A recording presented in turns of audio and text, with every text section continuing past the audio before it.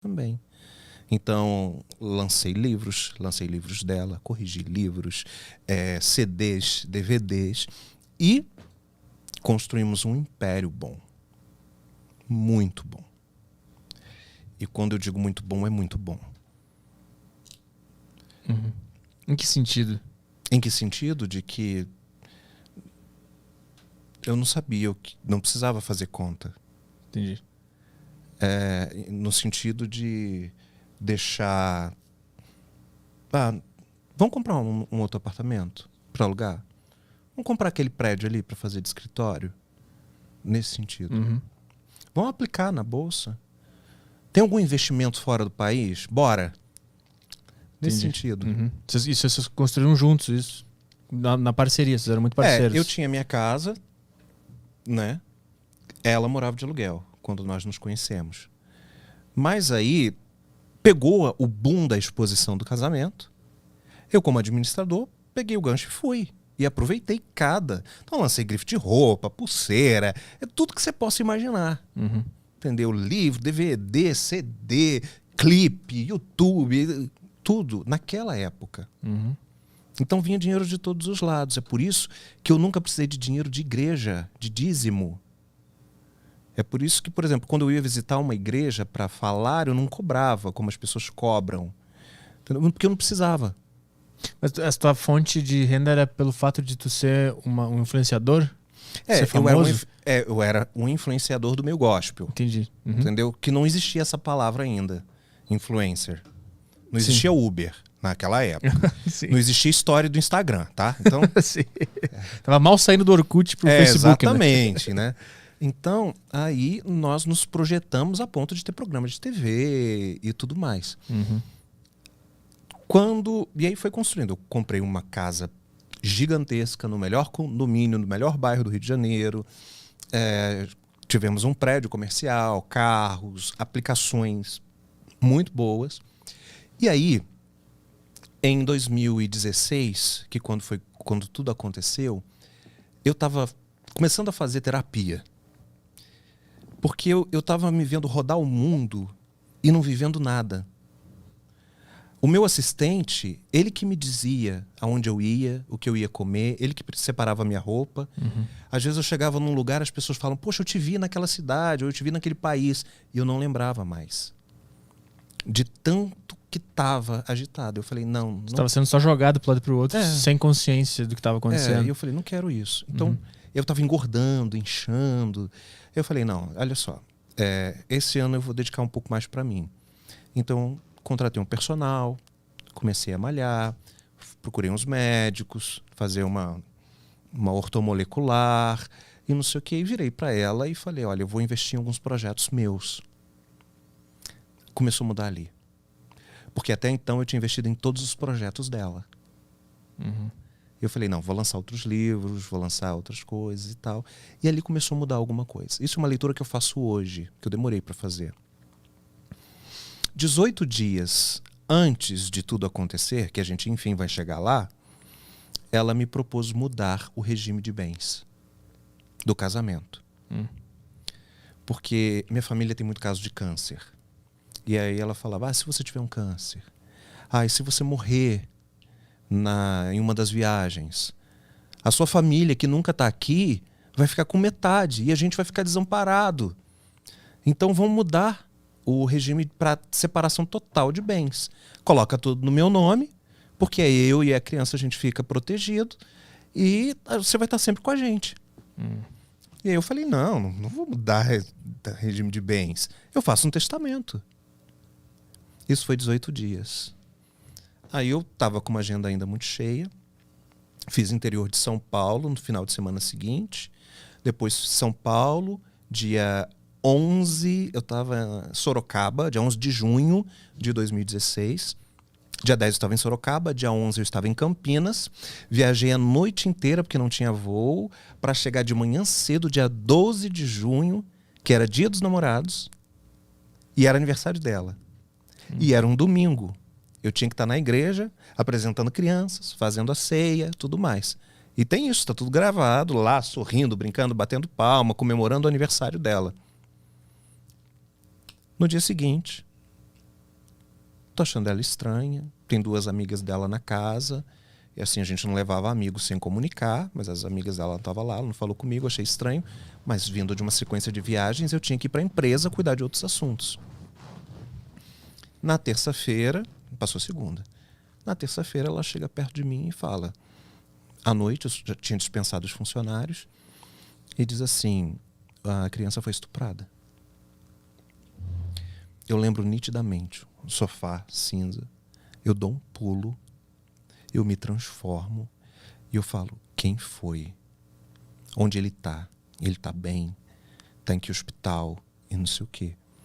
E aí ela disse, não, quem estuprou foi você. Aí eu comecei a rir.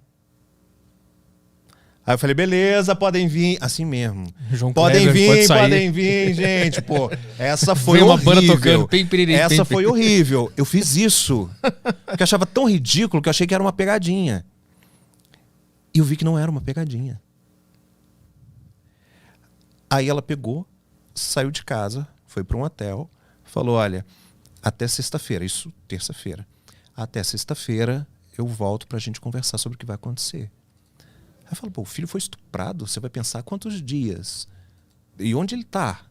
A tese dela é que tu tinha feito sem perceber? Que tu entrou num surto? Não, que eu era consciente e fazia isso repetidas vezes. Ah. Entendeu? Uhum. E aí eu subi para o lugar onde ficavam os quartos, né, o andar das suítes, e tentei ligar para as pessoas que aconselhavam ela, moravam em Dallas, né, moram em Dallas, no Texas, e falei, olha só, está acontecendo alguma coisa muito absurda. Tentem entrar em contato com elas. Inclusive, essa conversa ficou aberta no meu computador. Foi a primeira conversa que a polícia viu. Né? Porque o meu computador, o telefone, foi tudo levado para a polícia. E eu só tenho eles até hoje porque a polícia me devolveu. É a única coisa que eu tenho. Porque nada mais eu consegui recuperar. Nem meus diplomas. Nem meus livros. Dinheiro, então... Que eles fizeram aquele busca e apreensão? Não, que era? não. Aliás, obrigado pelo hotel que me deixou, que eu me senti um rei. Tá? Entendeu? Estúdios Flow, obrigado. Obrigado. E aí, o que eu fiz? Não sei o que fazer. Aí eu olhei, ela sempre tomou muito remédio controlado, e eu falei, putz, Rivotril é bom pra dormir. Virei. Que ela saiu de casa e tu ficou sozinho. Fiquei sozinho, não tinha empregado, não tinha nada. Aí deixei 2 bilhetes. Se você perguntar pro meu namorado hoje, você vai ver que eu ainda deixo bilhete espalhado pela casa. É meu isso. Aí deixei 2 bilhetes. Um pros funcionários e um pra ela. O pra ela eu dizia, foi o único que foi postado. Olha, eu jamais faria isso, eu amo vocês, eu não sei o que e tudo mais. Pros funcionários eu deixei um bilhete assim, tomei remédio pra dormir, não me acordem, tá tudo bem. Só que quando os funcionários chegam, eu não sabia que já era um esquema que já estava planejado há 4 meses. Eles eram amigos de infância dela, de mais de 20 anos. O meu motorista, a governanta da casa, eles se conheciam há 20 anos. O que ele faz? Ele chama o SAMU. E aí eu ainda tomei o grog por causa do remédio, me levam para um hospital público, e lá ele pega o meu celular e toda hora ele fica desbloqueando o meu celular com o meu dedo, né? Não existia Face ainda, né? E aí eu lembro que ele falava algumas coisas para eu gravar algumas coisas, mas eu estava com uma voz grog. Depois eu vi que ele pedia para eu gravar dizendo que eu estou tentando me matar. E aí o que ele fez? Ele pegou essa frase e mandou para ele. Só que por medida de segurança, nenhuma pessoa na minha agenda tem sobrenome. E nem grau de parentesco. Então é Petri. É Caio. A minha mãe é Nerli. Entendeu? E ele pegou e mandou para Márcio. Só que não foi para ele. Entendi. Foi para o meu médico. Entendeu? E aí, enquanto isso, eu estava no hospital. Recebi alta do hospital, laudo do hospital, totalmente consciente, pode ir para casa. Sem nenhum problema. Ele tomou apenas para dormir. Gasglow, acho que 12. Estava lá. Aí eu falei, beleza, chama um táxi. Não tinha Uber, né? Mas tu tomou muito remédio só pra eu entender Tomei uma dose forte. o quão grog tu tava, né? Não, eu acordei, eu lembro de acordando, entrando na ambulância e tal. Mas os funcionários relatavam que eu tava roncando muito alto e tava muito letárgico. Então, tu tomou Tu tava tão desesperado com o que tava acontecendo que tu tomou pra apagar mesmo? É. Entendi. Eu falei, putz, só vou ver ela sexta. Ninguém me responde agora, meia-noite. Deixa eu tomar isso aqui, porque eu não vou conseguir dormir, só vou sofrer, vou me desesperar, vou me descabelar, vou fazer uma besteira. Entendeu? E eu tinha a sensação de que ela estava sendo enganada por alguém. E eu ficava assim, não, amanhã ela vai acordar, vai ver a besteira que fez. E vai voltar aqui e vai falar, poxa, desculpa, eu entendi mal a história. É alguém que estava tentando influenciar o nosso casamento. Eu tinha isso, velho. Tinha esperança de que ela fosse cair na real. A esperança só passou quase um ano depois. E ela já tinha me jogado no hospício, na cadeia, torturado, e eu ainda achava que ela ia mudar. Ou seja, eu devia ser doente. E aí chamou o táxi depois de estar no hospital lá? Não, então chama um táxi. Aí eu falei, aí ele, não, você ainda precisa de cuidados. Eu falei, então atravessa a rua, literalmente, vamos pro Samaritano ou pro Vitória, que são 2 hospitais de ponta no Rio, aonde eu tinha acesso, os meus históricos estavam lá, os médicos me conheciam, e a gente termina o tratamento lá. Ele, não, precisa ir de ambulância para casa. Quem falou isso? Meu motorista. Ah, entendi. Aí eu falei, mas por que ambulância? Ele, não, confia. Eu vou desconfiar do meu motorista? Não, vamos de ambulância. Tô esperando a ambulância. E aí, entro na ambulância, tem que deitar na maca. Mas tô bem, beleza, vamos deitar na maca, aí amarra e não sei o quê.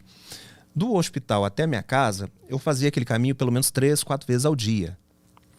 Porque era caminho para ir para outros lugares. Então eu conhecia detalhes do chão, do piso, do quebra-mola, dos sinais. E a ambulância começa a trepidar numa estrada de chão. E demora, e demora, e demora. E aí eu começo. Aonde a gente está indo? Não, é normal. Não, engarrafamento. A gente está pegando um atalho. Atalho aonde? A Barra da Tijuca não tem rua de chão. Para onde a gente está indo? E aí eu ameaço levantar da maca. Quando eu ameaço levantar, o enfermeiro me aplica uma injeção. Eu acordo no dia seguinte, amarrado, nu, num hospício.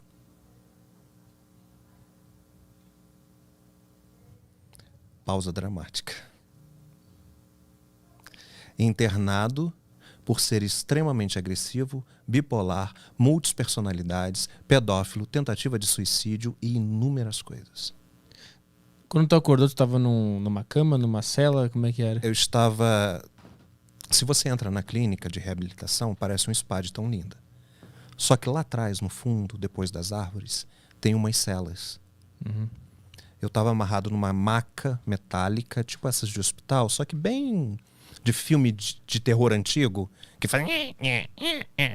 Eu estava pelado. Tinha um colchonete, desses que você faz abdominal de academia, só que apoiava a minha cabeça. Eu acordei ali. O que se passou na minha cabeça? Fui sequestrado. Tô sequestrado. E quando tu acordou, tu começou a gritar? Comecei a gritar, óbvio. O que tá acontecendo? Me tira daqui, quem são vocês? E não sei o quê. Drogas. Acordava, o que tá acontecendo? Não sei o quê. Olha só, você é uma pessoa muito perigosa, não sei o quê. Perigosa? Bota meu nome no Google. Soberba, né? Bota meu nome no Google! Todo mundo sabe quem eu sou! Vê meu vídeo de casamento. Pô, tem um monte de livro lançado. Então tá, liga pro meu assessor, liga pra minha mãe, liga pra minha esposa. Não. Aí dava uma injeção sempre que tu ficava mais... agressivo. E aí... Mas se eu te perguntar, essa foi sorte do plano tu ter tomado os remédios? Foi uma coincidência para eles? Então, na realidade, tudo estava programado para eu ser internado já no dia seguinte. O fato de eu ter tomado o remédio ao invés de ter sido dopado previamente foi uma casualidade. Entendi. Até porque eu já tinha sofrido uma tentativa de envenenamento antes. Eu descobri, mas jamais desconfiei. Eu achei que era de um funcionário, mandei embora, né? Eu tava comendo, tava comida preparada só para mim, porque não tinha mais ninguém em casa. Eu comecei a comer, minha gengiva começou a sangrar. E aí eu liguei para minha mãe, minha gengiva tá sangrando, eu tô comendo, ela larga a comida e vai para o hospital. E aí tinha pó de vidro. Caralho. né? E aí, mas Isso foi quanto tempo antes desse fato que a gente tá falando meses. agora? Entendi. Meses. Uhum. E aí eu falei, o que foi? Quem que fez? A cozinheira. Uhum. Mandei embora. Tadinha. Mas a gente fez as pazes. E ela me ama até hoje. Beijo, Rosângela. Não vai ver, porque ela tá de uma senhorinha. Mas beijo assim mesmo. O beijo é cósmico. É, exatamente. O beijo vai pela física quântica.